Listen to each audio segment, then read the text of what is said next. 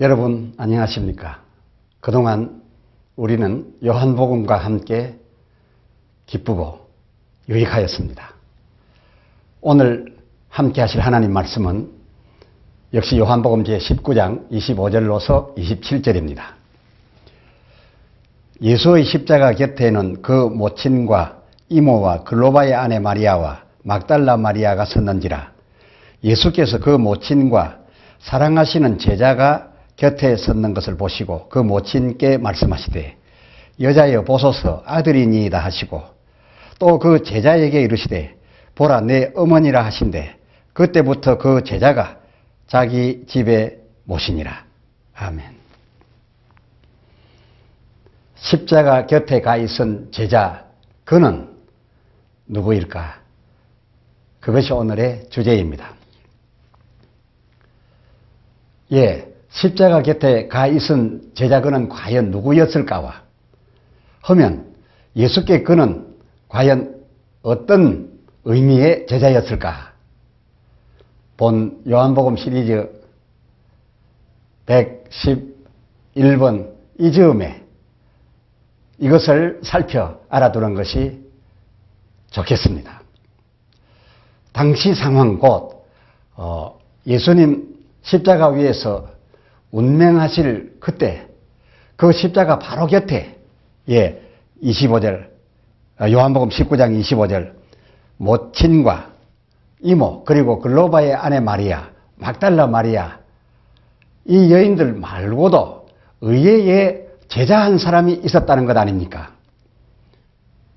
26절 기록엔 그를 예수께서 사랑하시는 제자라 하였을 뿐 그의 본명은 밝혀지지 않았는데 그는 과연 여러 제자 중 누구였을까요? 막 기록된 대로 예수님의 그에 대한 사랑은 타 제자들에 비해 각별하셨던 것은 분명한 것 같습니다. 그렇지 않고서야 예수 십자가 위 운명 직전 그 어머니께 요한복음 19장 26절 하반절 보소서 저자가 어머니의 아들이니이다 라고 하셨겠으며 또 그에게는 27절 보라 내 어머니라 라고 하셨겠습니까? 이 엄중한 때의 말입니다. 이 사랑하시는 제자라는 표현은 요한복음 13장 23절에서도 만날 수 있습니다. 곧 예수의 제자 중 하나 곧 그의 사랑하시는 자가 예수의 품에 의지하여 누웠는지라 라고 하였을 뿐 아니라 24절에도 저 유명한 시몬 베드로가 머리짓을 하여 말씀하신 자가 누구인지 말하여 보라 부탁할 정도였고 이에 그는 그 25절 예수의 가슴에 그대로 의지하여 말하되 주여 누구오니까 라고 주님께 유일하게 이런 것까지 물을 수 있었던 자였습니다. 이에 예수님께서 그 26절 대답하시되 내가 한 조각을 찍어다가 주는 자가 그니라며 그에게만 알아들을 수 있도록 아주 조용한 귓속말로 말해 주셨던 것 같습니다. 아직은 모두에게 이 큰 사건 주인공에 대하여는 비밀로 해야 하였던 그때인데도 그러나 그에게만은 이렇게까지 하면서 간접적으로 그러나 그가 누구인지를 확실하게 알려주었던 것입니다. 이 제자 예수님 그 사랑하시는 제자 이 제자 또한 보통이 아니었으니 자기를 통하여 그가 누구인지를 알려고 했던 그 열심이 넘치고 다혈질인 베드로가 집요하게 알려고 했겠지만은 그가 그리 하였든 말든 또 그리고 이 사람 예수 그 사랑하신다라고 하는 여기 나온 이 사람 자기가 그가 누구인지를 알았지만은 알았든 말든 얼마나 태연하게 주님의 뜻을 따라서 또 자기의 사명을 따라서 그것을 아무 표 없이 감추었으면 28절 요한복음 13장 28절 그 안전자 중에 이 제자 말고는 아는 이가 없고 그 가룟 유다가 일어나서 나간 후에도 29절에 명절에 저희 쓸 물건을 사러 간 줄로만 모두 알았다라고 기록된 것을 보게 될 때에 일반 제자들과 오늘 주인공인 이 제자는 각별하였다. 차이가 있었다. 이런 것을 미리 알 수가 있습니다. 여러분, 예수님 이렇게 그에게만 알려주시고 또 그는 그럼에도 비밀을 하여야 했던 그 필요 기간 동안 이토록 철저하게 함구하였던 이런 일련의 일들을 두고 이런 것이 다만 예수님과 그 제자의 그 두 사이의 각별한 사랑 그 때문이었다고만 여러분 헤아리려 하십니까?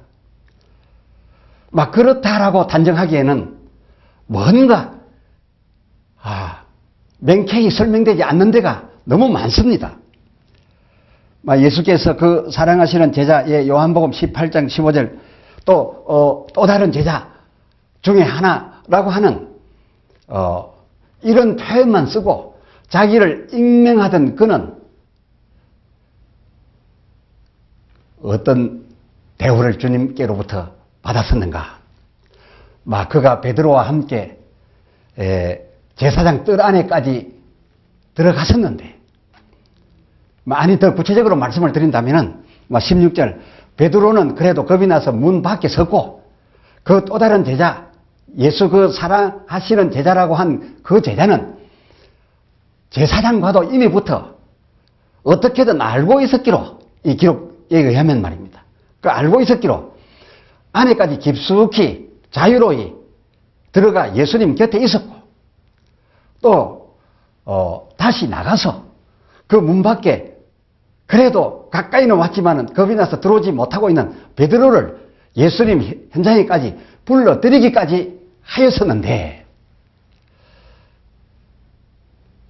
하면 어찌하여 이 베드로에 대하여는 그 17절 그 주변 사람들이 너도 이 사람 예수의 제자 중 하나가 아니냐라고 문초를 하였고 예수님 자신도 이 베드로가 자기 가까이로 오는 것이 굉장히 당황스러운 그런 일이어서 여러 표현들을 했음을 이미 말씀드렸습니다만은 그러나 이 베드로에 대하여는 모두들 이러하면서도 그 또 다른 제자 오늘 예수님이 사랑하시는 그 제자라고 하는 그에게는 왜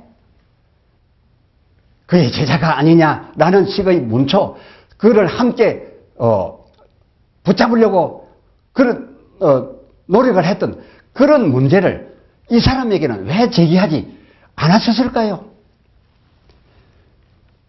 어떻게 보면 그는 마치 피아간 공격하지 않기로 되어 있는 전쟁터의 의무병이나 보도자, 프레스, 곧 피완장을 낀 종군 기자, 이런 종군 기자의 대우를 그때 이미 받고 있었음이 분명합니다.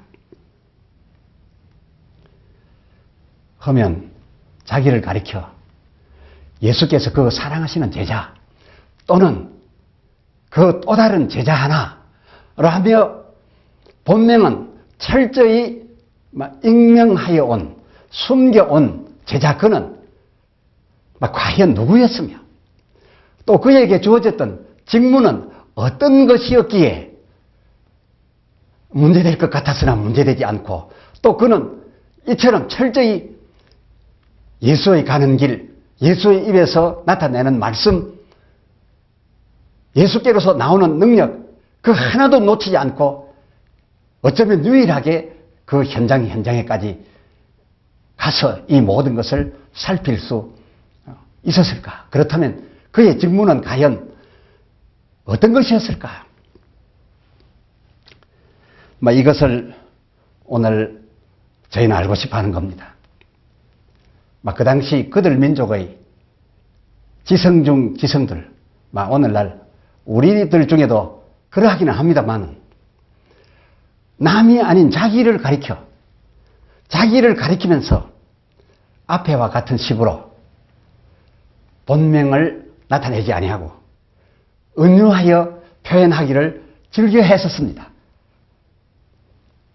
그 한 예로 자타가 다 공인하는 최고 수준, 최고 지성인 사도 바울도 자기를 가리켜 고린도 후서 12장 2절, 내가 그리스도 안에 있는 한 사람을 아노니 14년 전에 그가 셋째 하늘에 이끌려간 자라. 그리고 그 4절, 그가 낙원으로, 그렇습니다. 그가 낙원으로 이끌려가서 말할 수 없는 말을 들었으니 사람이 가히 이르지 못할 말이로다. 그런데 그가 이렇게 표현한 그리스도 안에 있는 한 사람을 내가 아노니 한 그 그리스도 안에 있는 자기가 알고 있다는 그 사람은 바로 그 자기 바울 자신이었습니다.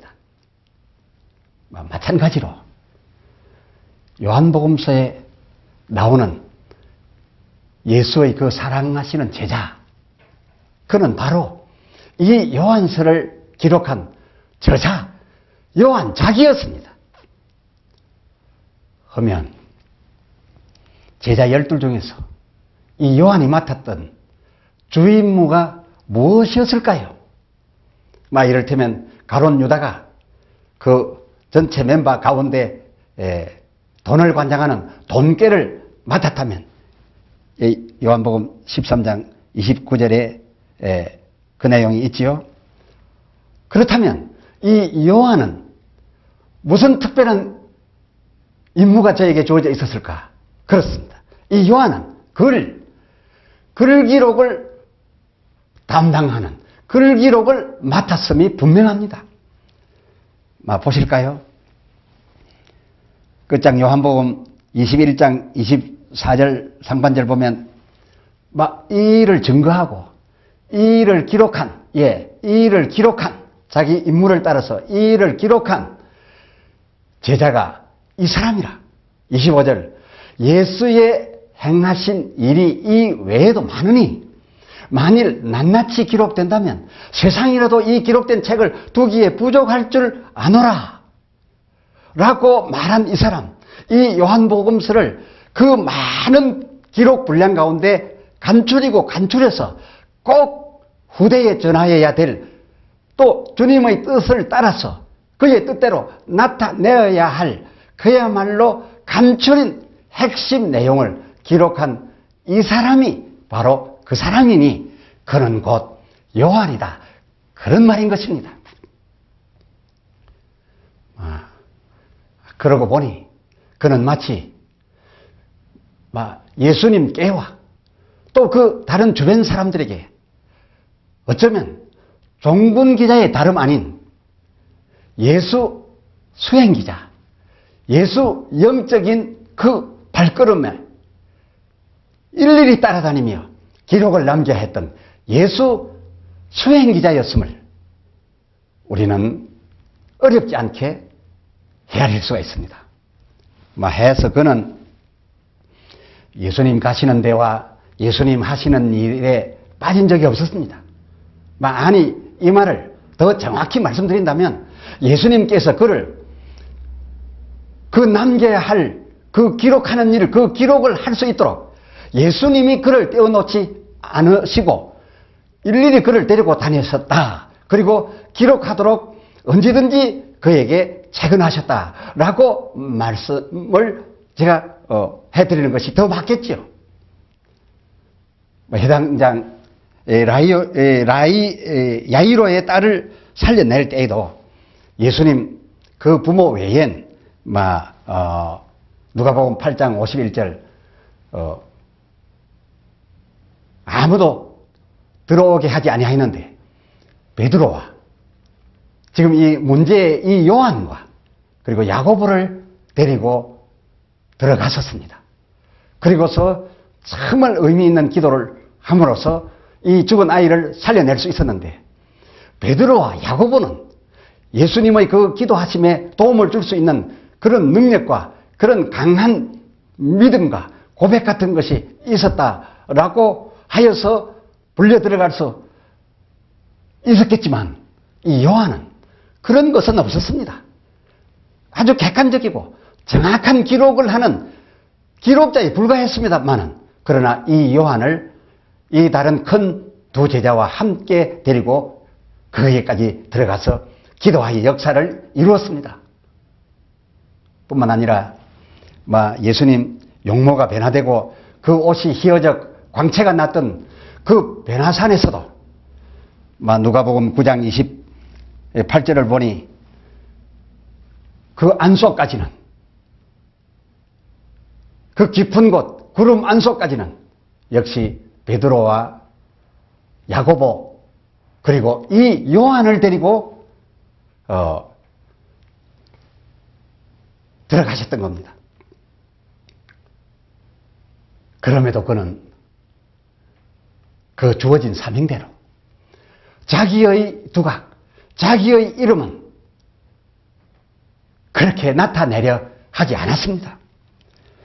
해서인지 요한복음 21장 19절 하반절을 보면 예수님께서 나를 따르라 하신 그 명령을 따라서 베드로가 나섰는데 자기는 유명하니까 그 엄청난 길에 주님께서 자기를 따르라 명하신 줄 알고 자기만 따라갈 줄 알았는데 그 20절을 보니까 돌이켜 예수의 그 사랑하시는 그 제자도 따르는 것을 보고 이 사람이 무슨 특별한 사명을 감당하겠기에 무슨 순교를 하겠기에 무슨 특별한 무슨 다른 것이 있겠기로 나와 똑같이 저자도 따르는가 싶어서 그 제자에 따르는 것을 보고 그 21절에 주여 이 사람은 어떻게 되겠습니까? 라고 묻기까지 했댔었죠.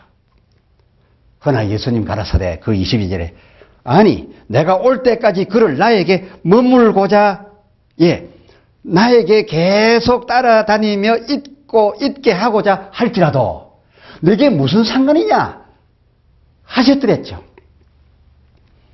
그렇습니다. 요한그는 예수께 한 영적 종군 기자였기에 예수님 입으로 나오시는 모든 말씀 그리고 예수님 몸으로 행하시는 그 모든 이적들 뿐만 아니라 예수님 핵심의 진리와 그리고 빌라도 관정 안에서의 예수님의 마음속에 자리 잡고 있었던 그 이방인을 향한 사역 그리고 그를 가장 곁에서 기록해야 될 그래서 좌우로 치우치지 않고 감정을 다 제한 아주 중심적 객관적 상황으로 바라볼 때에 그는 진리였기에 그 진리에 대하여 기록한 그리고 이 진리를 나타내고자 하였던 그래서 이 예수를 누구보다도 감정 없이 확실하게 그리고 객관적으로 하여서 깊이 믿고 따를 수 있었으니 그는 그야말로 누구보다도 예수께 각별한 사랑의 대상이었습니다. 그래서 우리는 요한복음 21장 24절 하반절 그의 증거가 참인 줄 아노라.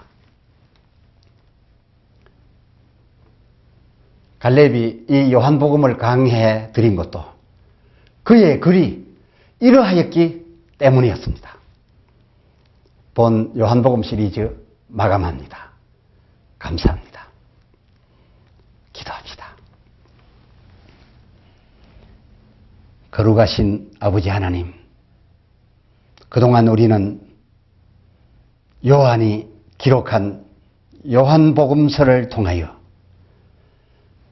예수님을 가장 객관적으로 그리고 가장 중립적인 입장에서 만날 수 있었음을 감사합니다. 요한의 맡은 바 직무가 무엇이었음도 알았고 그래서 그의 글이 얼마나 정확하다 하는 것도 깨달아 주님은 과연 진리이심을, 오로지 진리이심을 더욱 확신하게 되었습니다. 그동안 우리로 이 요한의 그의 복음서와 함께 있게 하여 주셨음 감사합니다. 성령이여 더욱 충만 우리에게 임하시사 이 진리를 이어 깨달아가며 다시금 기억해 내어가며 이 진리와 함께 살아서 이 세상 모든 굴레로부터 자유 얻게 해 주시옵소서.